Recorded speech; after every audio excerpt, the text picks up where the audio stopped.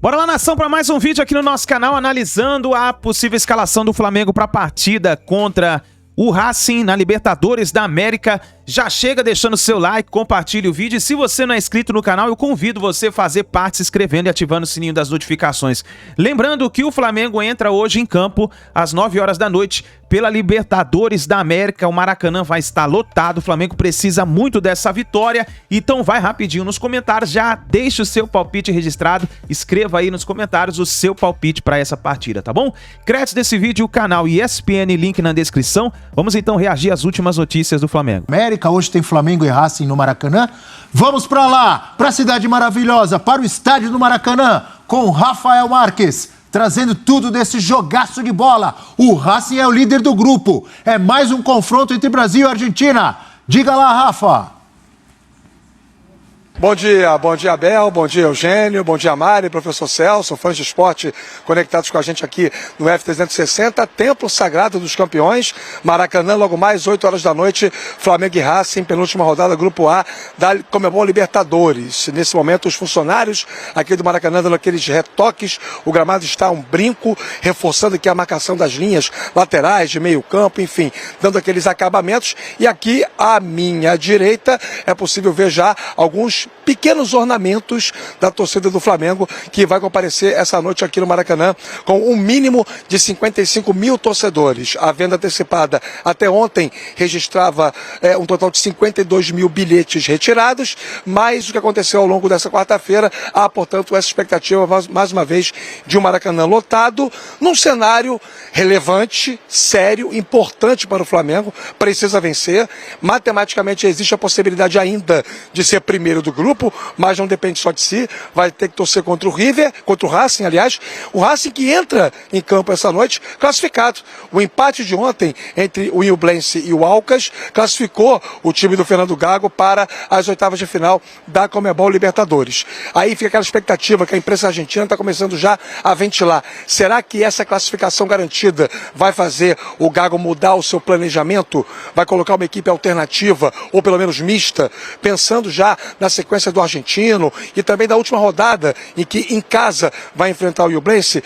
Essa é uma questão que vai ficar em indefinição e só saberemos momentos antes da partida quando houver a divulgação oficial da escalação. Falando em escalação, nós temos aí as telas com os prováveis times, começando com o Flamengo, que tem as boas notícias dos jogadores que eram dúvidas para o jogo, à exceção do Gabigol, todos à disposição, o Everton Ribeiro, o Léo Pereira e também o Gerson. Um provável Flamengo alinhado já nesse 4-4-2, que é a cara do novo Jorge Sampaoli, mas isso é um outro assunto. Matheus Cunha no gol, na direita o Wesley, a zaga Fabrício Bruno é uma dúvida, eu acho que joga o Léo Pereira com o Davi Luiz no banco e o Ayrton Lucas do lado esquerdo. O meio campo com o Pulgar, o Thiago Maia à frente dos dois volantes. Os meias, Gerson e Arrascaeta, na frente o Pedro com o Matheus França, podendo também ser o Cebolinha ou quem sabe até o Everton Ribeiro. Essa também é uma outra dúvida envolvendo o ataque do Flamengo. Do outro lado, o técnico Fernando Gago, se não resolver poupar a sua equipe principal,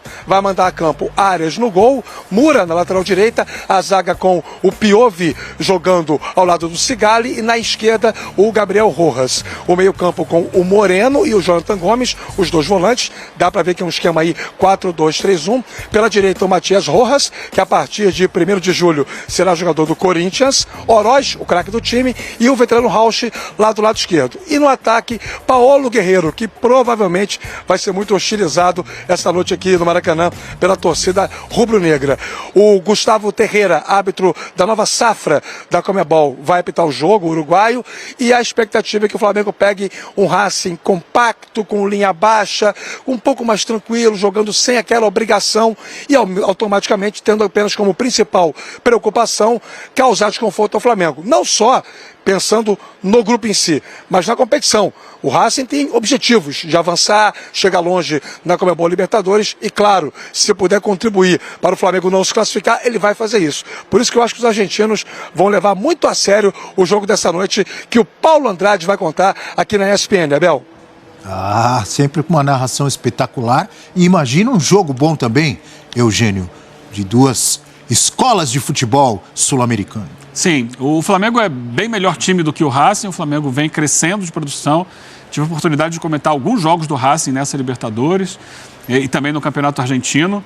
É um time que, claro, com a volta do Rojas tem uma melhora ali, é um jogador de boa qualidade técnica, mas esse jogo que a gente está vendo aí, que é o jogo do turno, vamos dizer assim, né, lá em Avejaneda, é completamente diferente, é um outro Flamengo. O Flamengo de lá para cá melhorou, evoluiu, encontrou outros padrões táticos até, um time que valoriza mais o meio de campo hoje, que consegue ser mais sólido no com e no sem a bola. E eu acho que tem tudo o Flamengo para ganhar esses 2 jogos que lhe restam em casa e passar em primeiro lugar até do grupo. É claro que não depende só dele, vai depender do Racing tropeçar no último jogo, mas ainda existe essa possibilidade. Eu acho que o Flamengo... E a tabela da Libertadores é assim, né? Às vezes a gente é levado a algumas conclusões precipitadas em função de como ela é desenhada. Os cabeças de chave fazem as 2 últimas partidas em casa. Teoricamente, né, na última rodada contra o time mais fácil. Então, ela é desenhada para o cabeça de chave no final ter a tranquilidade. Então, às vezes, ele sofre um pouco antes, perde pontos antes, porque faz mais jogos fora de casa.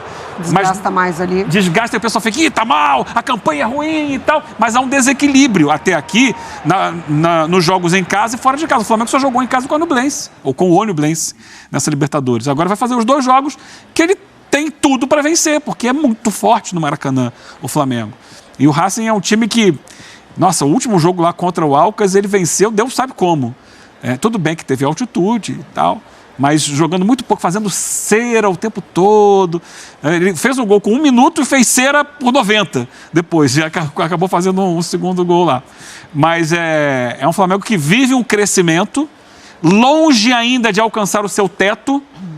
Pode melhorar bastante, mas hoje já é um time bem mais consistente e deve vencer o Racing. O jogo de ida, mesmo não sendo o Flamengo mais consistente de hoje, já esteve muito próximo da vitória. Aliás, poderia ter vencido aquele jogo, porque jogou muito tempo com um homem a mais. Né? O Racing da Libertadores, embora não seja a 8ª maravilha do mundo, ainda é melhor que o Racing do Campeonato Argentino.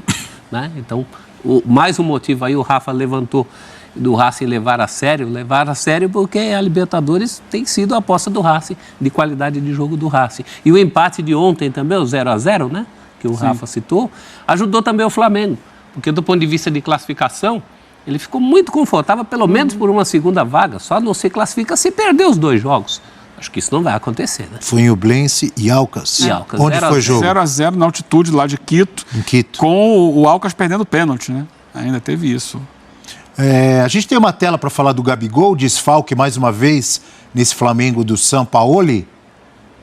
Olha aí, números do Flamengo este ano com e sem o Gabigol. Com ele, 31 jogos, um aproveitamento 53,8%, 15 vitórias. 5 empates e 11 derrotas. Eu não atribuiria essas derrotas, ou esse aproveitamento menor com o Gabigol ao Gabigol, óbvio que não, pelo menos na minha opinião. E aí a média de gols marcados em 94, sem o Gabigol, são só 6 jogos, então é um recorte bem menor, né? E um aproveitamento bem maior, de quase 90%. Tem a ver com o momento do time, troca de técnico toda hora, estava num momento pior. Pelo menos é o que eu penso, não é, Rafa? E olha os jogos ali, ó. 4 no Carioca contra a Portuguesa, Bangu, Resende, Botafogo. 2 no Brasileiro contra o Goiás, em casa, e o Vasco. Os adversários. Jogos sem ele. Aí você tem que levar em consideração quem o Flamengo enfrentou. E assim, o que a gente percebe do Gabigol, em termos gerais, assim, é um nível de entrega, dedicação, comprometimento coletivo superior ao que demonstrava na era Vitor Pereira. Na fase final do Vitor Pereira, ele até tentou ser o Gabigol total. Sabe aquele jogador que quer aparecer em todos os espaços do campo, quer buscar a bola, quer chamar, quer levar o time ao ataque? Me pareceu uma coisa muito mais midiática, populesca, do que propriamente uma orientação do Vitor Pereira. Eu não consigo imaginar um técnico de futebol dirigindo um time de alta exigência, pedir para o jogador fazer aquilo que o Gabigol vinha fazendo. Aí cansava no segundo tempo. Era sempre assim. Com o Sampaoli, não. O Sampaoli está conseguindo potencializar um pouco mais o jogo do Gabigol. Ainda é o Vitor Pereira o técnico quando ele declara que ele quer ser centroavante. 2 semanas depois, o Vitor Pereira cai e ele topa voltar a jogar pelo lado. Ou seja, ele queria ser centroavante? Não, ele queria estabelecer um fato novo num cenário que já era desconfortável para o antigo treinador, natural, né, dos meandros do futebol. Bom, com o Sampaoli, que é o que importa, ele está jogando, está performando, está atuando pelo time, pode não ter uma incidência de artilharia com a qual está acostumado, mas ainda é um jogador muito útil e, obviamente, por ser muito útil, por ser também o ídolo dessa torcida, vai ser uma ausência bem sentida essa luta contra o Racing. O Flamengo vai ter que ter paciência.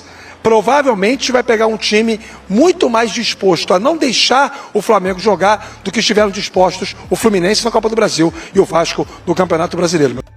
Então tá aí, nação, essas foram as últimas informações do Flamengo. Vamos torcer pro nosso Mengão jogar muito bem hoje nessa partida onde o Maracanã estará lotado. É isso daí, nação, deixa o like, se inscreva no canal e a gente se vê no próximo vídeo.